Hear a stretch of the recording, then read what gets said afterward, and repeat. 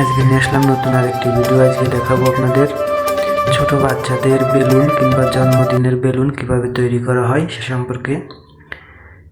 এগুলো সর্বপ্রথম একটা ডাইজের মাধ্যমে ফ্রেমগুলো অনেকগুলো একসাথে সারিবদ্ধভাবে একসঙ্গে আবদ্ধ করা হয়। তারপর দেখতে পাচ্ছেন একটি কেমিক্যালের মাধ্যমে বিভিন্ন রকম রং একত্র করে এই ফ্রেমগুলো রঙের ভিতর শোয়ানো হয়। একটা ফ্রেম এক একটি রঙে 2 থেকে 3 বার মেশানো লাগে, তার কারণ হচ্ছে আপনার বেলুনগুলো যাতে ফুটা না হয়ে যায়, যার জন্য 2 থেকে 3 বার করা লাগে।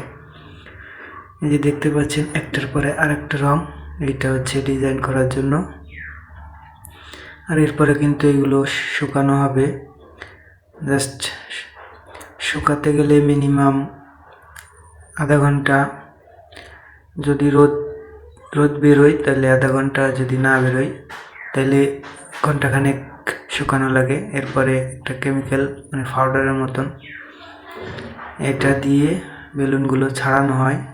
দেখতে পাচ্ছেন সুন্দরভাবে ছাড়ানো হচ্ছে। এরপরে কিন্তু আপনার বেলুন তৈরি। এই যে দেখুন বেলুন তৈরি হয়ে গেছে। এখন কিন্তু ফুলানোর মতন সুন্দর ডিজাইন হয়ে গেছে। এগুলো কিন্তু এখন বাজারজাত করার জন্য তৈরি।